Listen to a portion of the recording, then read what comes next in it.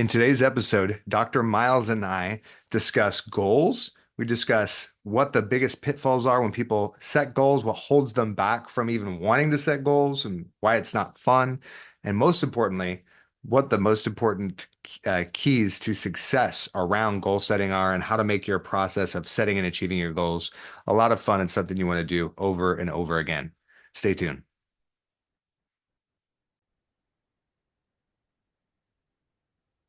And we're live, Back in black for me. right? Go Eagles.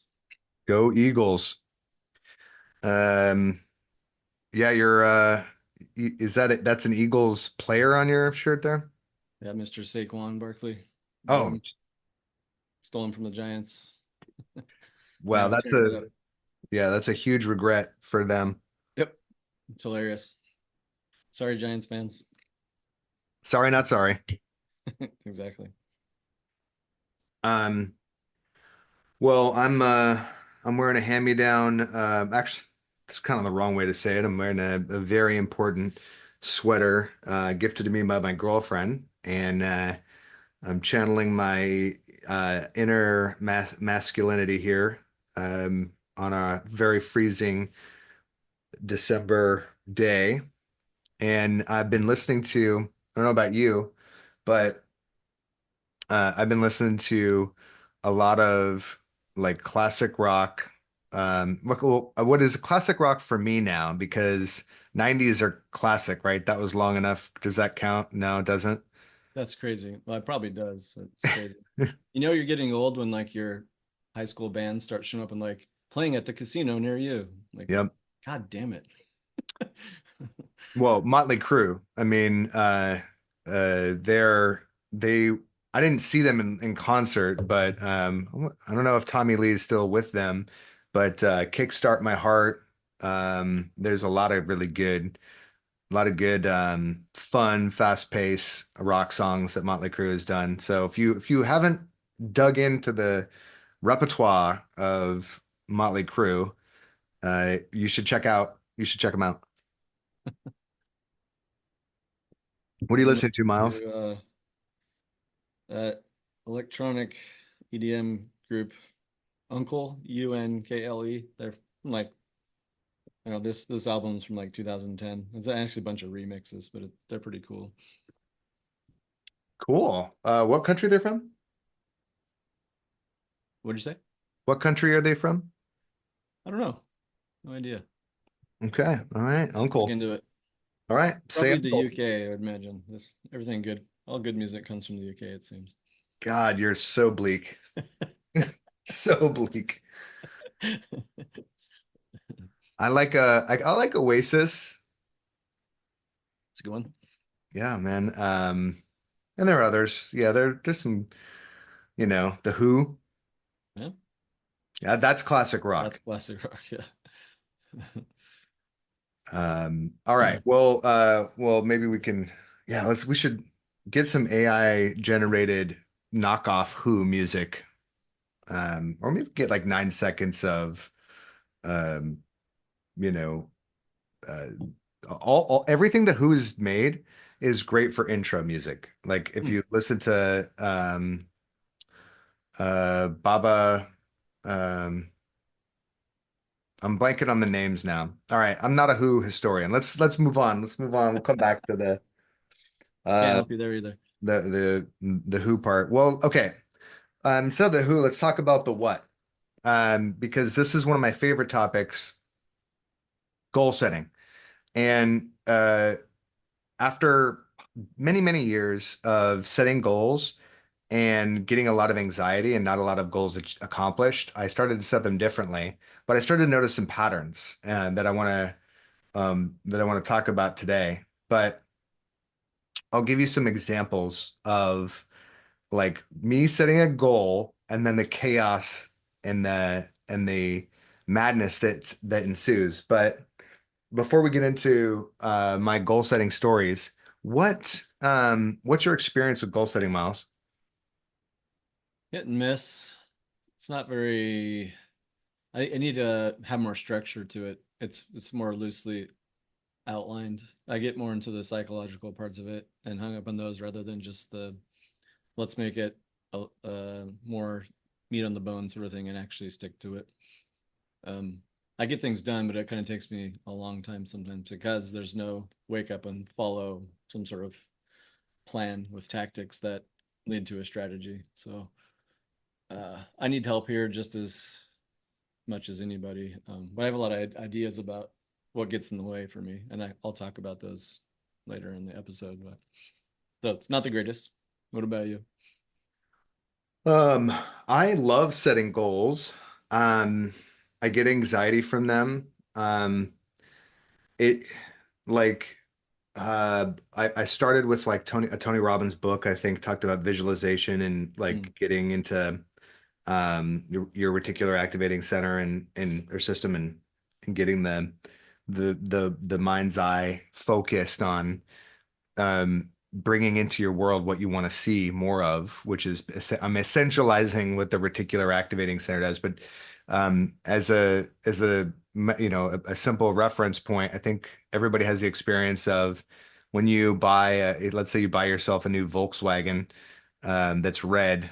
Everywhere you go, everywhere you drive on the road, you see the car you're driving. You see your red Volkswagen all over the place because your brain's been primed to know that that is an important item, an important thing. And so you start to see it everywhere. So by shifting your focus onto the thing that you want, you are, basically priming the mental real estate in your mind to make more space for that and to create pathways to get there. yeah, what is he also Tony Robbins also says where focus goes, energy flows, or something like that. I'm sure this is part of it. Absolutely. Um, So, so I started with that and started writing down like little things like, pair of sneakers and, you know, uh, you know, improving my bench press. And then it went into like getting more clients and improving my financial health and my romantic life and, things like that. And, it's just sort of baby stepped its way forward. Mhm. And, the, there's a couple of like well, first I want to talk about what didn't work for me. And like, when it comes to setting goals, people would always say like set big, hairy, scary goals. The BHAGs. Right, the BHAGs. And I would do that. And what I would find is that if I set a goal to like get 30 clients and I have 10 clients or something, to triple my business or whatever, well, that would just put a lot of pressure on me. And about 10% of that pressure is good. The other 90% would just stress me out. And I became quite restless, in a lot of areas of my life to try and move forward. And I found that I was more frantic than focused. So setting the BHAGs, I think it as a North Star, that's a great thing to do, to be really focused on building the life that you want. But I think what I learned is that the picking the goal, picking the North Star based on if you were sticking with the map analogy, right? So the North Star is like the direction, and then the map of the Earth dictates what terrain you're going to have to cross to travel that direction, right? Well, if I picked out the terrain I liked first and then selected the direction that was, maybe not directly north, but northwest, and we already talked about in a previous podcast the way I did that with fitness, right? So selecting a goal, I want to build muscle, but I don't really like bodybuilding style workouts. I like strongman and strength training over here. So I want to focus more on those. And so yes, in pursuit of those, I would build muscle. So the North Star was still get stronger, build muscle, but it was just a different path.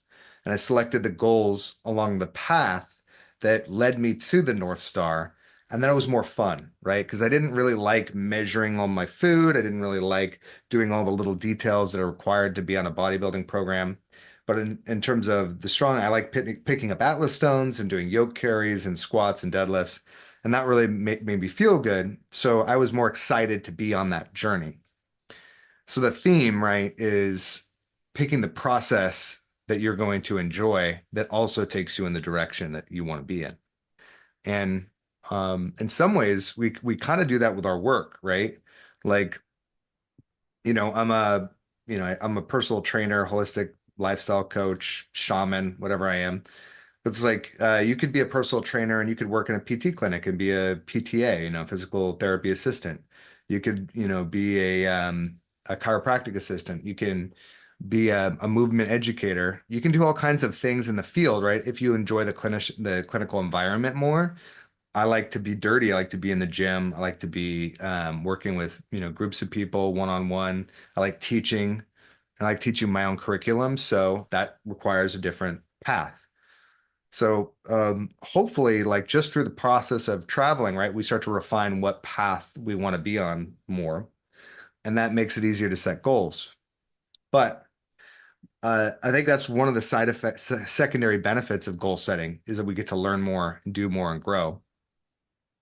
And the first example I have is of goal setting and setting that 30 client goal, right? So I had no way of knowing like how to get 10, 20 more clients. I know, referrals are important, networking is important. I had no sales skills, no real idea how that was going to work. When I set that goal though, I ended up growing my business. I mean, as I grew my business, the gym that I was training in went out of business. And so before the end of that year, I think like 6 months into that year, I ended up becoming a gym owner. And my problem set now had to do more with what offerings I didn't need 10 or 20 more clients. I needed 100 more clients to justify this gym.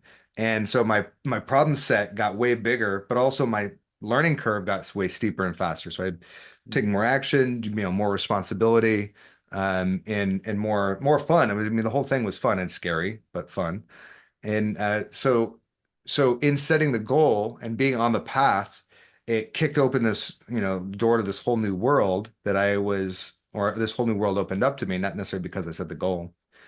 But what I found was that whether or not I got the 30 clients, I had so much fun traveling in that direction. That's the right, like that I knew I was in the right arena, that I was having a good time, that my skill set was growing. I was completely overwhelmed at first, but I grew into it over time.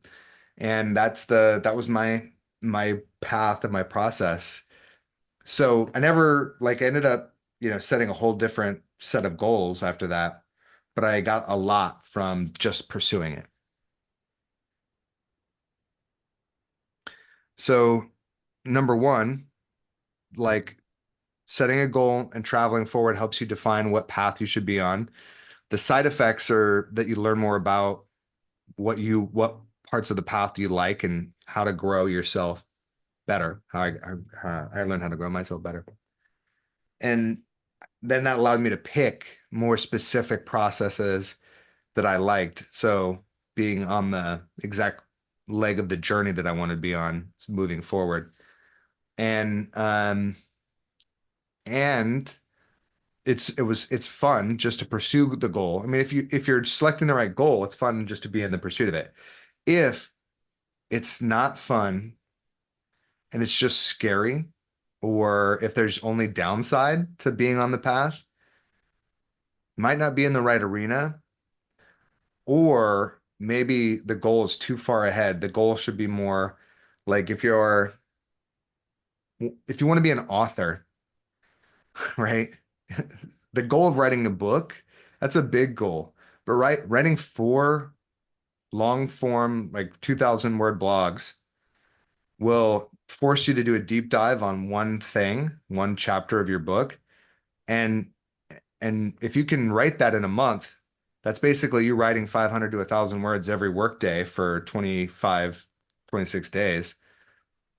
That'll reveal whether or not you like being on that journey, and you don't have Hmm. to put the pressure of, writing an entire book. Hmm. Yeah, so go for the low hanging fruit, chunk it down. Yeah, when you say low hanging, I feel like oftentimes what is implied in that is lower value, but sometimes the low-hanging fruit is the only fruit that you need, right? Like um to give you an example of like that low-hanging fruit, but how it really applies is like when people reach out to me and they're like, I want to lose 25 pounds. I need a workout program. I need this and that. And I ask for a 3-day diet audit of what they're eating. And I say, good news when I get it back. You don't need a workout program. Actually, the low-hanging fruit is just add these three things into your diet and then measure again in 21 days. And then sure enough, they're cutting weight, right? Just from rearranging their diet. Mhm. Sometimes those low-hanging fruit is all of the fruit that you need to get to where you want to go. That's And interesting. Yeah. there doesn't need to be other steps, right? This is goes back to the special forces mantra. They there's lots of soft mantras that are floating around. But my favorite one is um, "We are masters of the basics," is what my buddy would say, who's a Green Beret. He's like, we never don't do the basics, and that means that like when they clear a room, they do it from the field manual, so they don't miss anything, right? And they may add to the field manual, but they don't take anything away. Their operation, their concept of operation has all elements of the operation outlined in it. So that means they're not making anything up. And oh, by the way, there's source material for the operation, meaning there's an NXP, there's an intelligence part. They have a reason they're doing it, right? So they're not skipping anything. So everything is clear, right? Yeah, they have great clarity. Mhm. So the low-hanging fruit are the fundamentals, and you may not need anything after that.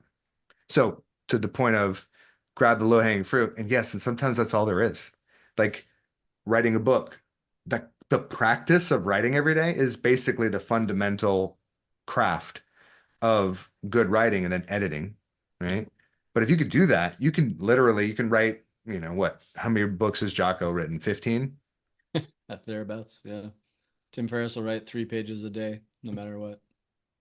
It could be more than that, but it's a minimum of three. And if you do three every day for a year, you probably have enough meat for a book and you can start editing. Absolutely. That's right. So, um, the chasing the goal is more important than getting the goal. The I made I made so many mistakes in goal. We can get into mistakes in goal setting whenever you want. But I think the biggest mistake of goal setting is they're too high stakes. Like I won't be okay if I don't get this goal. And it's okay if something is really high stakes and you care about it a lot, that's a good category of goal, but dialing it down to where it's not life or death. Hmm. Yeah, yeah. Um, when I was a gym owner, like my goal was always hit this number or the gym closes. Right? Like if I don't make my quota, then we have to shutter our doors, right? Because we were That's where at you're at. yeah, that's where we're at. And like I said, the I became a gym owner accidentally when the gym went out of business. So it wasn't like I had a lot of planning into that. But to do over again, I wouldn't put myself in such a high stakes situation. Hmm. That makes sense. So that's my fundamental piece on goals is number one, choose the process you're going to enjoy. The chasing is more fun. Make it low stakes, make it easy to succeed. So if you're writing a goal, this is my rule. If Tony Robbins would argue differently, and that's totally fine, that's a different way to do it. But my rule is if you're writing out the goal and you don't have a clear process that will create that goal for you, or like if you're trying to, market yourself and you don't, okay, write 3 emails a week, write, a social media post every other day, talk to 3 people about your business every day. If you don't have these like input pieces that are going to be clear about what the output is, then that goal is a hope, right? It's not really a goal. Hmm. Now, you can have dreams, right? And you can have things on your vision board that you don't know how to get, a $5 million house. You don't know how you're going to get that. Cool. That's a vision board. Like a goal is this is impacting what I'm working towards. It's impacting the process and it's also impacting my motivation. So I don't particularly like to have goals I can't possibly hit or even know how to, manage that. So it demotivates me if I don't have an input process to it. Mhm. And inputs would be sort of the tactics you're doing. Yeah. So like exactly. What is going to create the outcome? So you don't have to have created it to know what you're gonna what like you don't have to have done it before to it just has to be a map drawn by somebody who has been there before. Mm. So I like when I first got into strength training, I didn't know how to add 100 pounds to my bench, but I just read books and the people were saying like do these things. And so I had, months of programming in front of me and I just followed the map. So, and as I hit some benchmarks and was able to move forward, it's like it became clear that, oh, this is working. These are the proper inputs for progress. So by, borrowing the map from the people ahead of you is really important. But other than that, yeah, it's just about, for me, goals are fun, low stakes, and should be exciting, right? I should be able to look at my whiteboard and go, hell yeah, that's what I'm doing today. Yeah, that's really helpful. You want to wake up and be motivated, pumped, excited, and not depressed and overwhelmed. Yeah, um,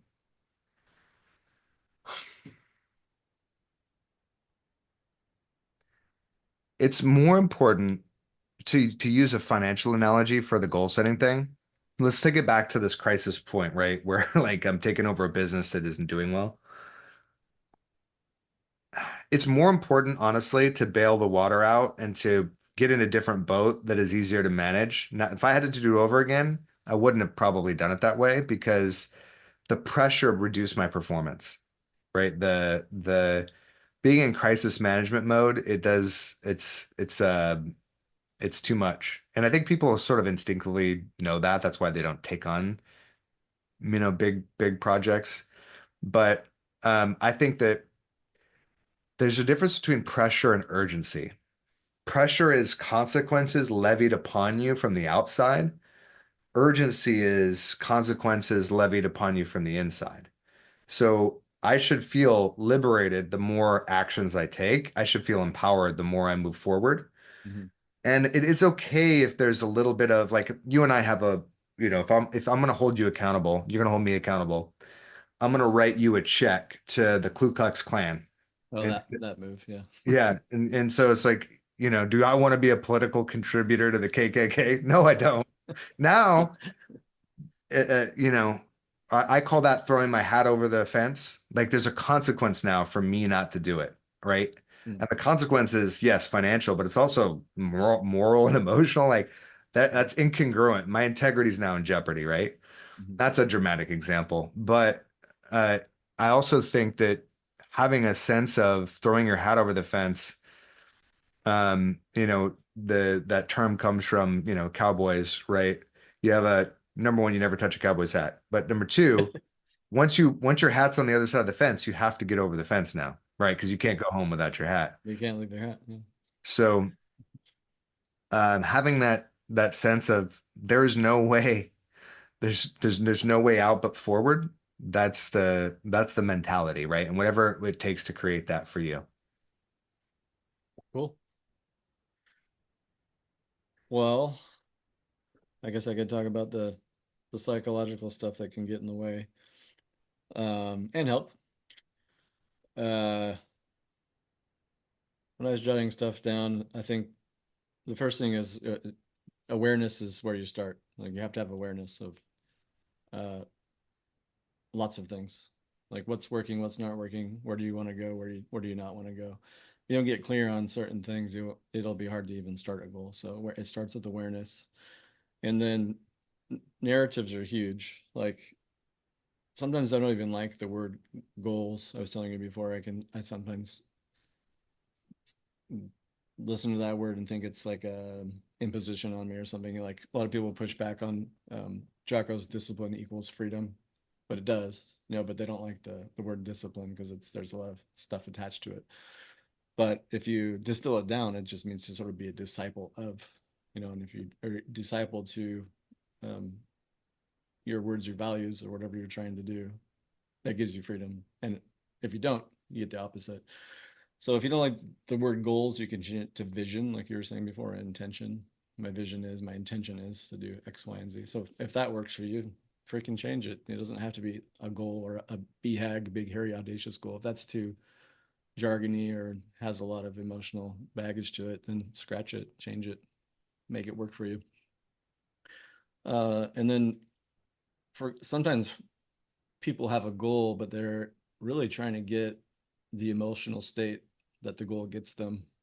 So getting clear on that can be helpful. What are you trying to solve for with your goals or vision emotionally? You know, like, oh, I want a new car. Well, why? Oh, because I'll feel cooler or whatever, you know. That's okay. I guess if it makes you feel cooler, you know, within reason. Um, and oftentimes when you're doing a goal, and there's resistance, we often think, well, I've got to get the internal change fixed before I take steps. And studies have shown that actually, if you just start doing the behaviors, the internal state will kind of follow suit because your brain sees what you're doing and starts to buy in and go, oh, I must be the kind of person that goes to the gym, rather than like, I've got to solve all this emotional stuff and the reasons why I can't go to the gym. Like, you can start working that, but sometimes just the act of just going into the gym, even if you just turn around and leave, and the next day you come back and lift one weight, turn around and leave, your brain starts noticing that you go to the gym and you start believing, oh, I must be somebody that goes to the gym. And then that internal state starts to shift, that resistance starts to go away. So that's another interesting factoid. Uh, what are the daily habits or tactics needed to deploy so one doesn't have to micromanage the goal? You just kind of talked about that. You don't want to micromanage the goal too much. That'll bog you down, waste time. Get habits or tactics that work, that are easy to deploy in the day, that you don't have a lot of what Huberman calls limbic friction, emotional friction towards. Um, you know, uh, what is it? I can't remember his name. The Tiny Habits author. Is it BJ Fogg? I can't remember his name. A guy from Stanford. He was talking about when people resist flossing their teeth. He's like, well, just floss one tooth a night, and then do that for a week, and next week add another tooth, and then before you know it, you're not fighting flossing your teeth. It's just habitual. We all did this as kids. We always fought brushing our teeth, and now we just do it without thinking about it every day. So make it easy.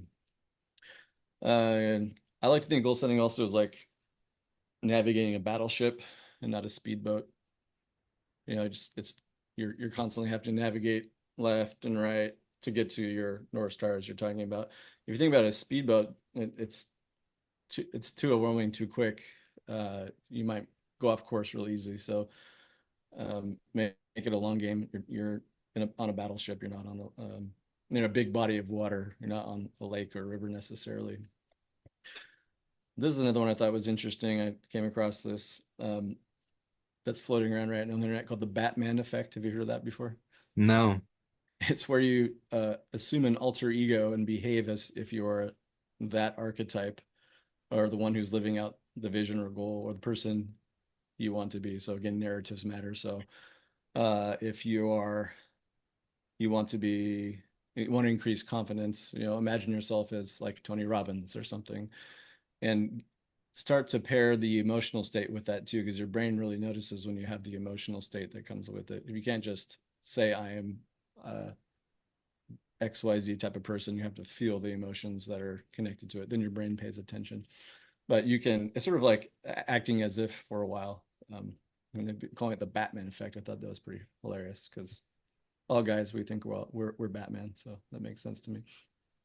Uh, then Jordan B. Peterson quote: if you're getting stuck and you feel like you're not making progress because you're looking at where you're quote unquote supposed to be, um, look at who you used to be. Look at the progress gained, and that should give you a little more joy and hope. Like, oh, I have made some progress, rather than always like, oh, I'm not there yet. I'm not there yet. Like that can get you depressed. So switch your perspective there.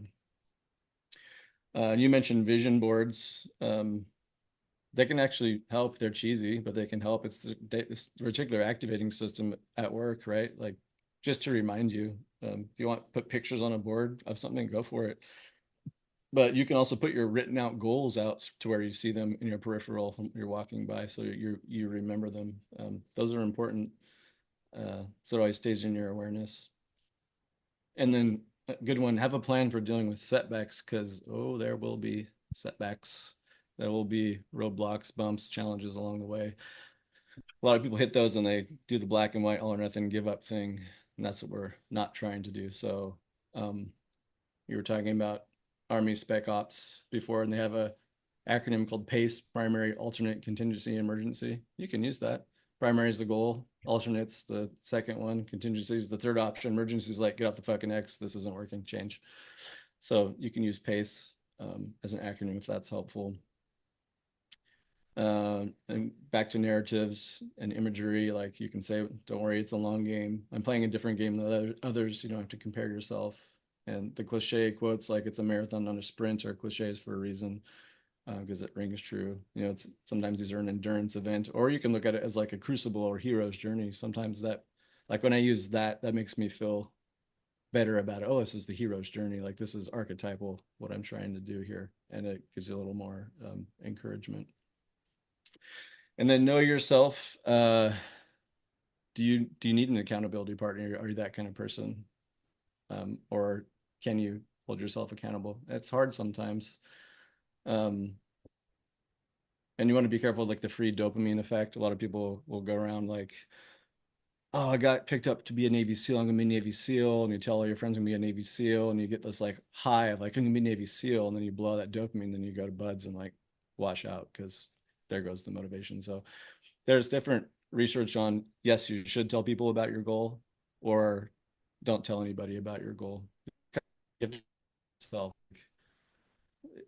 which person are you? The one that gets the free dopamine and will crash out, or does that help you to actually tell someone, and specifically maybe an accountability partner that you trust, that will keep you going. Let's see, Let's and then pause here. Let's pause on that. okay, Um, so one of the things like we can sum up like a bunch of these in one example, right? So okay, Miles has a goal to bench 500 pounds because he wants to be like Arnold Schwarzenegger. the Arnold. So Arnold, after he was Mr. or during his when he was Mr. Olympia, he also set a bench press goal to bench press 500 pounds. I think it was so he could kind of hang out with Franco Columbu and be a power lifter. And it was really hard because bench pressing 500 pounds is hard, even if you're Arnold Schwarzenegger. All right, so Miles wants to do that. Well, the real look, we're going to compass all the things that Miles had mentioned here in this example.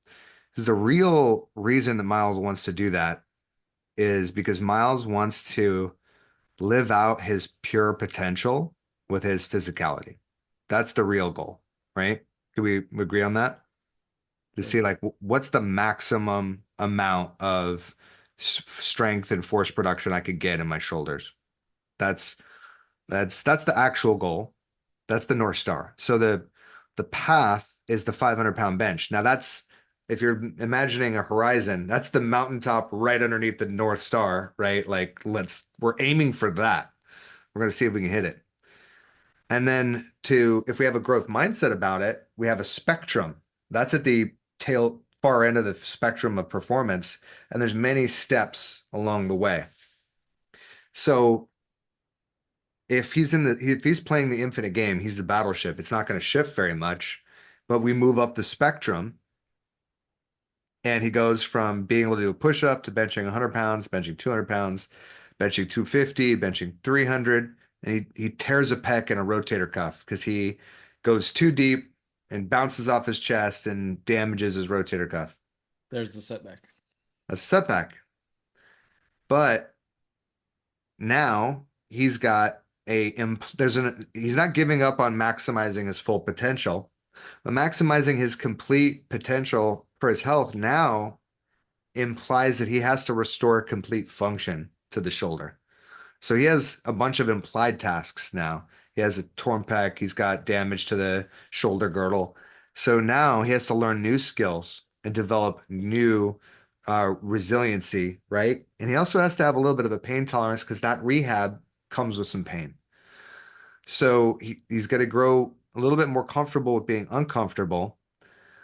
And there's going to be resistance the entire way because it's going to feel like he's doing it wrong because he's going to be in pain even while he's doing the correct rehab. And then he's going to go back to earning the push up again. Now, on the map, right, in our ego, that might be 6 steps back, but that's forward of skill building, right? He's built more skills. He's inoculated himself to pain and resistance. He's increased his resilience. He's learned how to rehab a damaged shoulder girdle. And he's learning how to do things while he's uncomfortable. So his internal state, right, is he's learning how to behave differently than he feels, which is a separate skill, right? You talked about discipline in the beginning, right? Well, what are you going to be a disciple of? Now you're a disciple of health, right? You're more devoted to functioning and feeling good physically and feeling capable and independent than you are about feeling comfortable and um, you know, happy and numb, right? Because I say happy and numb because just because your shoulder doesn't hurt when you don't do the rehab, you don't do your rehab long enough, your shoulder will just always hurt, Yep. right? So your pain will just increase the more you avoid the work, right? And if you're listening to this and you're getting the metaphor of life, that's why we're saying it out loud. Whatever you're avoiding will start to choke you out to death. Your life will become about avoiding pain if you Mhm. don't learn how to manage and act as if and just act your way into it. That's a So big statement. Yeah. I think that's for a lot of people for all across the board in so many ways. So you're playing the infinite game. You have a growth mindset. A growth mindset just means to think on a spectrum. You're marching towards the inevitable goal. The value is maximizing your potential as a human and your health, but the North Star is performance and the benchmarks on the path, 500-pound bench, fully functional, big triceps, all those things. Those are just flags along that route that we're climbing up, right? The feedback. And the whole time, the resistance, this hurts. I don't want to do it. It's uncomfortable. It's not even possible. I'm never going to do this. All that resistance is the reason why you have to keep doing it, Mm. right? Just reminding you the reason why you have to keep moving forward. Obstacles away. That's it. So it's built into every path, right?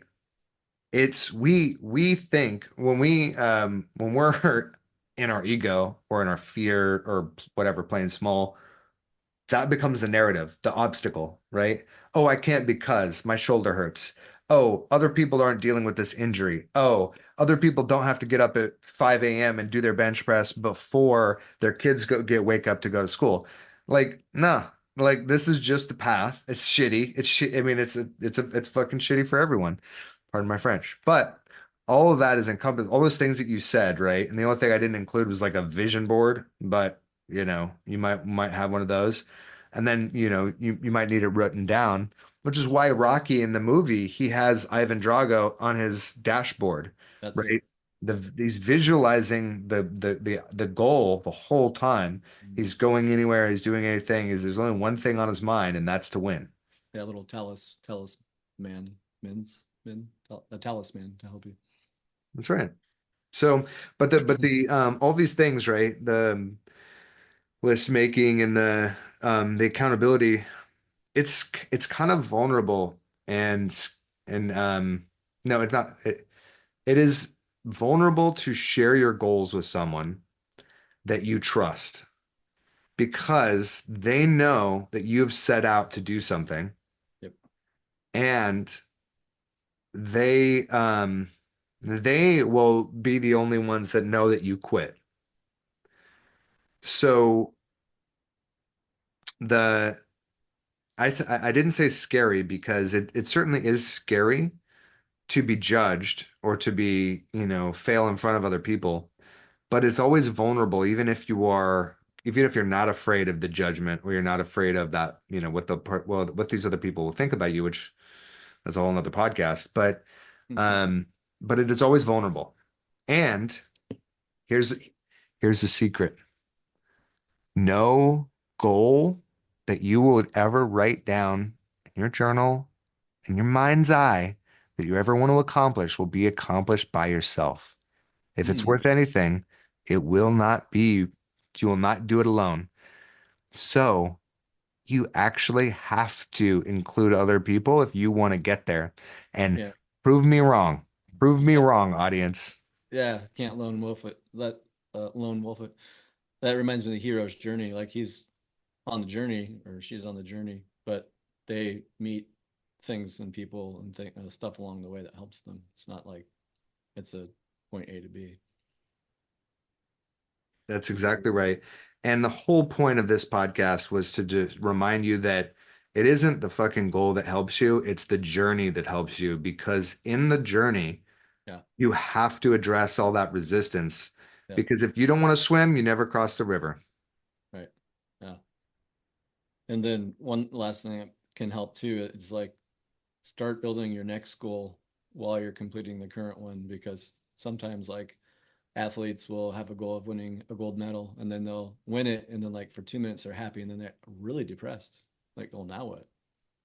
Like this is just a big letdown. So one and like really enjoy that win, like celebrate it, don't just look it over. But also like, okay, and then the next thing I'm doing is this. And you can have those in the beginnings. Like Ryan Holiday will finish a book and immediately start his next one, or he has already started the next one. So it's not just this letdown. It's just the process. You keep doing the process, refine the process, and then it gets um, better and better. And then harder and harder at the same time, but you grow for that. So that can be helpful. Yeah, and I think like the people who suffer the most, they don't have a mission, but they do have a goal. Mm. Because if you don't have a mission and you get to the Super Bowl and you win it, then it's terrifying to the next Monday morning, right? Now what? Yeah, who am Because I? you only have so many interviews and your speaking tour only goes so long after that Super Bowl win. And then it's like, what are you doing now? And Yep. you need to be about something. Yeah. And the people, that's what Jocko says, you got to find the next mission. Next mission. Yeah. So embedded in my goals are the person that I want to be, and the Mm. vehicle might be Mm. money, the vehicle might be Right. Yeah. fitness, the vehicle might be personal relationships and things like Yeah. that. Um, The person I want to be in the emotional state that I want to cultivate. yeah. Yeah. That makes sense. Yeah. Yeah. So you got to pair the psychological with the tactical and the nuts and bolts part. I think people think goals and they think it's like just the tactics and just do all these things. Then it just happens. And maybe that's right for some people because like I said, the interstate can follow suit with the behavior change, but that's really hard. If you don't have the why and who you want to be and all the stuff you just said, it's your first setback will just be a dead end and you'll quit. And we see that as we're coming up on New Year's when all these things start happening for some reason. Yeah, and I also want to add too before we end that it doesn't need to feel good. And I mean that I have a lot of entrepreneur friends and the growth process, being addicted to personal growth, it seems to be an entrepreneur thing. It's an athlete. I mean, athletes should be addicted to growth too in some ways, but high achievement doesn't necessarily need to feel, it doesn't need to be mo I'm thinking of a person who's a very high performer in the restaurant bar business, and he has a lot of anxiety when he has downtime. And Mm, he's mm, also been able to turn things around in multiple projects and he's addicted to solving problems, right? So he's addicted to stress. yeah, yeah, And you kind of have to be really successful in some industries. And I'm not saying that success and stress go together. I don't want to make that link, but growing and doing something you've never done before, it friction. it doesn't need to feel good. But it probably won't feel amazing all the time, and it's going to hurt a lot of the time at first. Yeah. Um, my as I I mentioned bench press like 55 times in this podcast, but my I have a goal of uh what did I say? Benching twice my body weight, um squatting three times my body weight, deadlifting four times my body weight. And I those are ridiculous goals or whatever. I set them just because my North Star is optimizing performance, and it's also painful, and it's painful to grow.